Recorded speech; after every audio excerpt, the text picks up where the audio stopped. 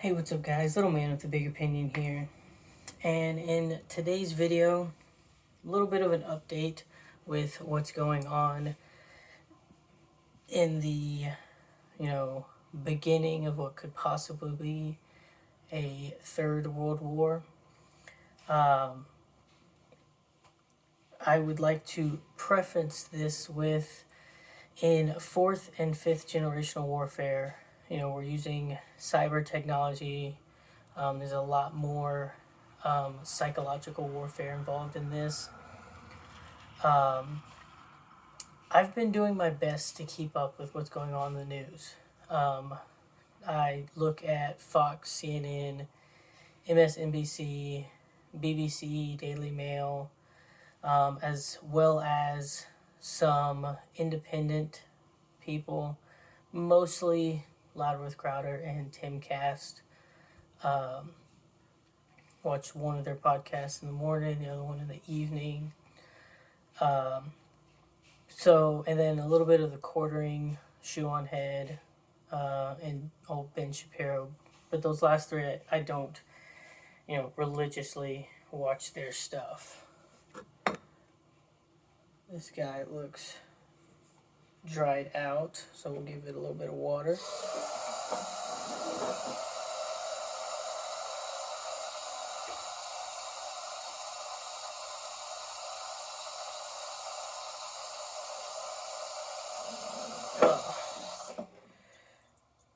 But I bring this up because with the fourth and fifth generational warfare, it's extremely difficult to know what is real and what is not real.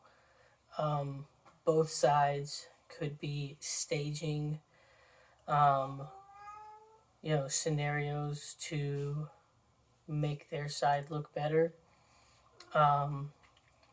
For example, there's just as many articles saying the ghost of Kiev is real as he is fake.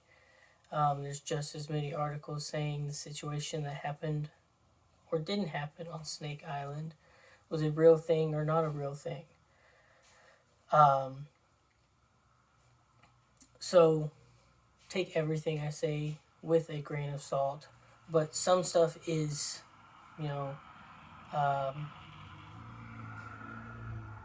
pretty confirmable to be legit. The most recent thing that I've seen is fighting going on around the largest nuclear power plant in Europe. I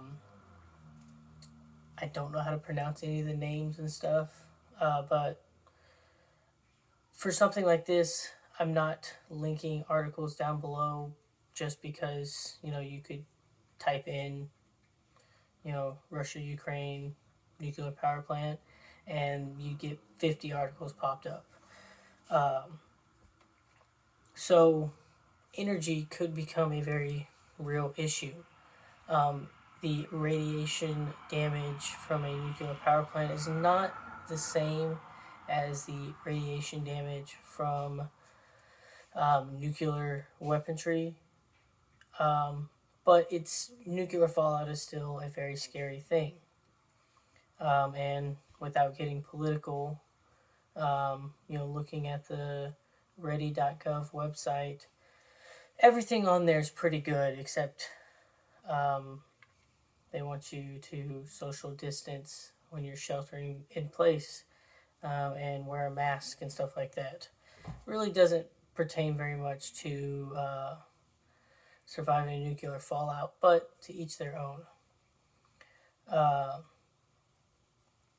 The Russian column heading towards Kiev, which many believe, is, the nail in the coffin for the city. There's been sporadic counterattacks waged on that. The Ukrainians are still holding out in most of their cities, but it's kind of a slow winning war for Russia. Many NATO and EU countries are continuing to send in supplies, and I mentioned it in a video about a week ago that Ukraine implemented a foreign legion, and based off of the numbers from the Ukrainian president, 16,000 people have volunteered, and they've suspended certain visa rules to come into the country. So if that's true, that's a pretty significant, force that's volunteered for this conflict.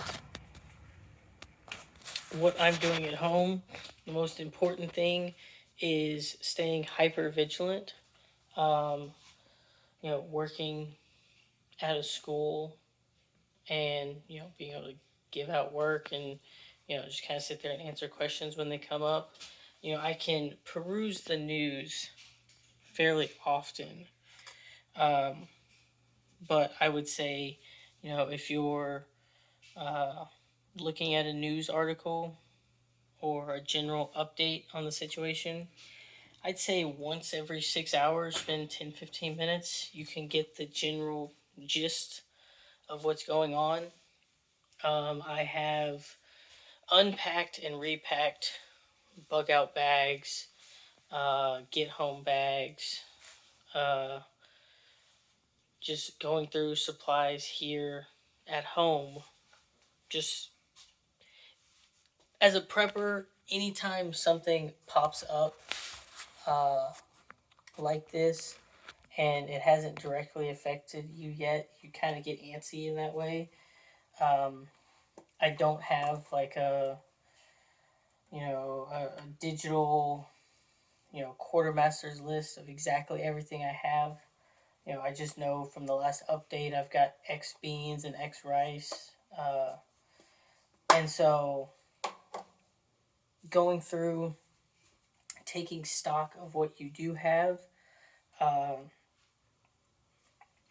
and just, it allows you to determine if, you're lacking in certain areas or if you need to, maybe slow it down and, just take a breather and realize that, something here in the US, I think is in only about a 10% category of taking place. I, sides are still being drawn. Certain countries are wanting to remain neutral. Certain countries within different alliances are drawing their lines in the sand on when they get involved. I believe the US's line in the sand is either another country gets invaded, whether it's EU or NATO or just another country, but most of the countries in the vicinity. So, the only three that really don't fall in that NATO EU category is Moldova, Sweden, and Finland. Come on. You're not supposed to be up there. Gotta bring them down because they like to knock stuff off. So, staging a lot of troops in Poland, I think that's kind of the US's line in the sand. And as it currently stands, I imagine Putin's line in the sand was Ukraine, but getting involved in other countries, he's kind of put his line in the sand. I don't want Sweden or Finland in NATO. If they continue their talks to join NATO, then I think the conflict will expand and be inevitable.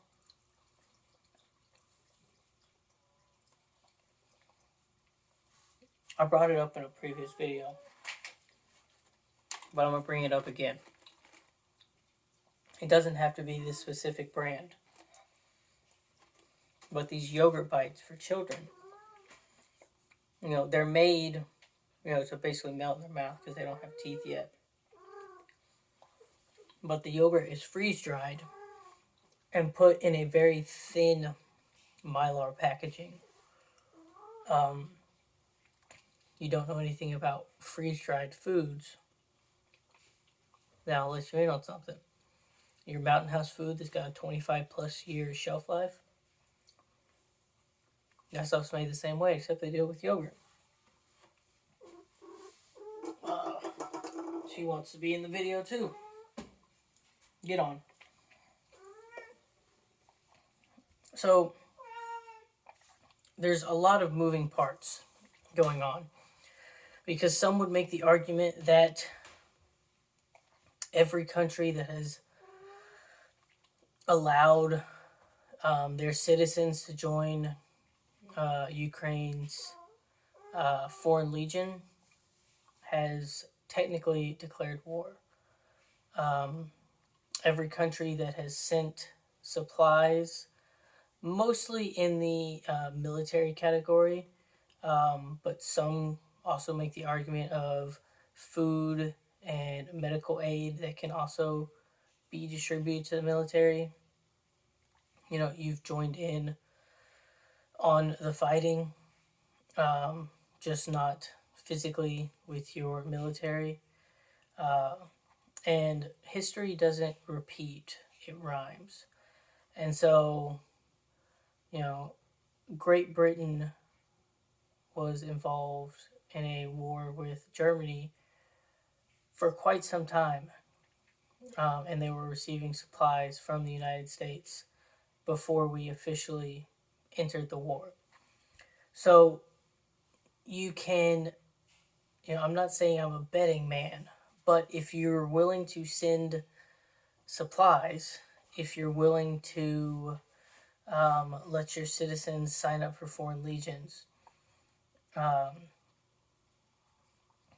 if negotiations do not happen, they stall, or the outcome that either side wants, neither side can agree, then open conflict is inevitable. You know, back in college, when I was doing Army ROTC, even this was 3 or 4 years ago, the training that they were teaching us to be second lieutenants, the Army was shifting away from you know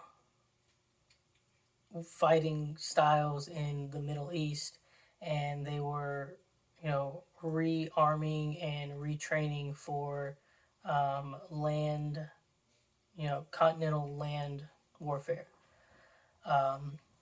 I remember the very first things I remembered, in 2016, my freshman year of ROTC, we had an artillery master sergeant that basically told us, the Russians' artillery, their newest, most advanced stuff, they were hitting 20 and 25-mile targets. And at that time, our current best was like 19 and a half miles. And so the military and the government has known for, I started learning that stuff 6-7 years ago now. So at least that long, they were, getting ready for some sort of conflict. And their prediction was in Europe. So I imagine, I still believe it's 50-50 on full all-out warfare. One of the, news articles I was reading is they're saying the best case scenario right now is negotiations happen.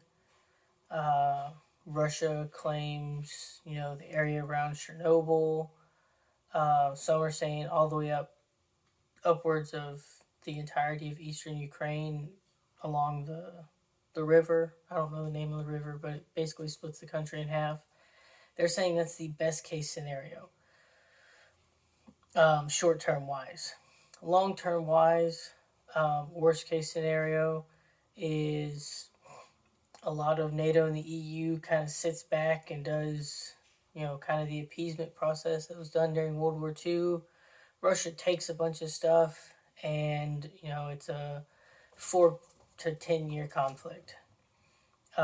Best case scenario long term is kind of that same idea, except as soon as another country gets involved, say Russia invades Latvia, Estonia, Finland, Sweden, any of that, then the entire might of NATO and the Western world just goes ham on the Russians.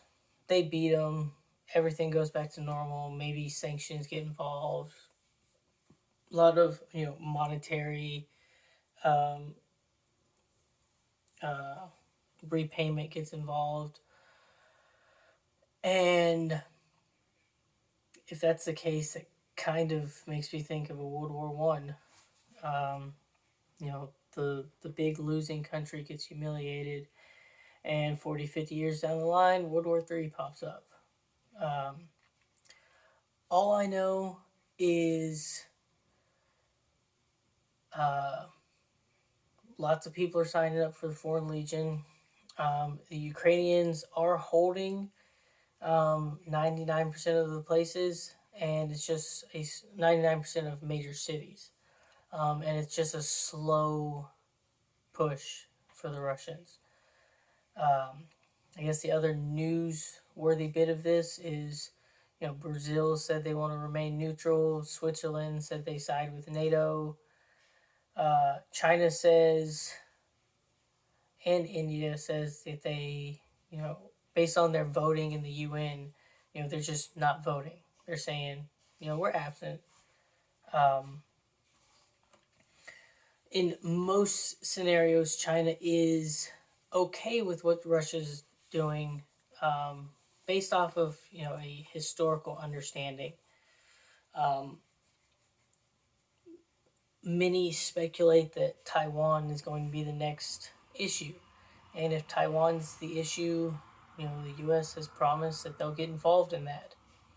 Um, India is an interesting scenario because they don't like China, um, but they also don't like Pakistan or Kazakhstan.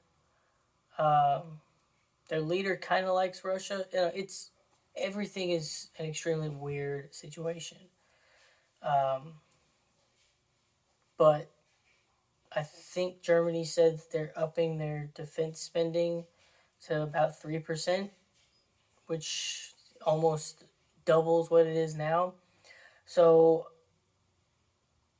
as far as I know, that would make Germany and the United States the only two members of NATO that are currently contributing um, at least 2% of their GDP to their defense budget based off of the agreement when the founding members of NATO started it and when you agreed to join NATO.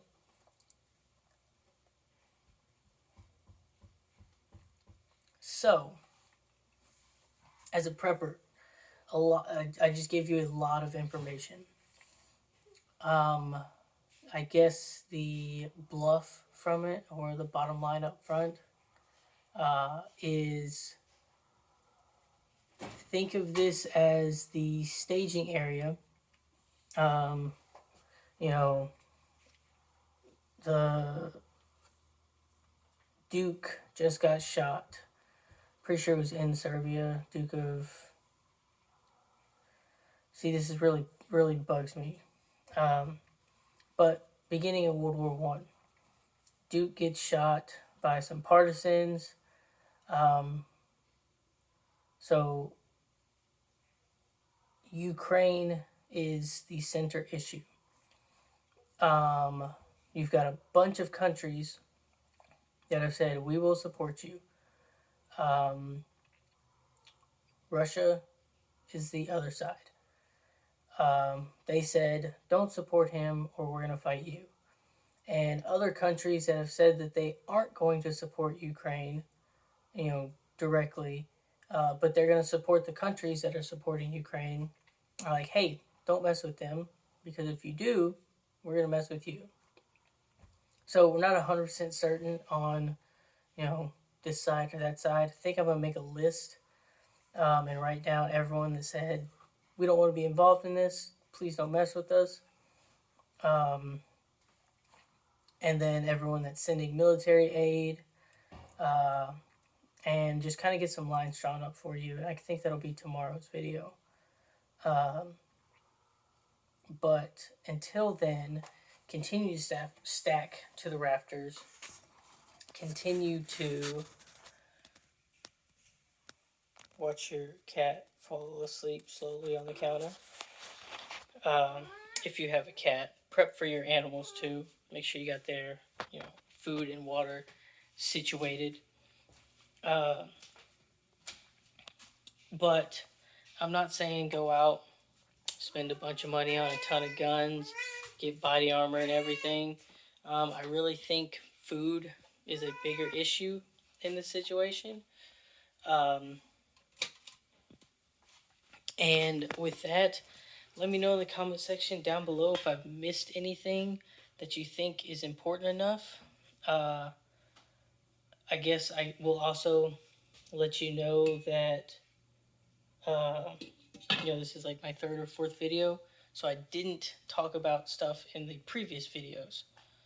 I don't think I did anyway. Ooh, it got dark. But I'm off to bed.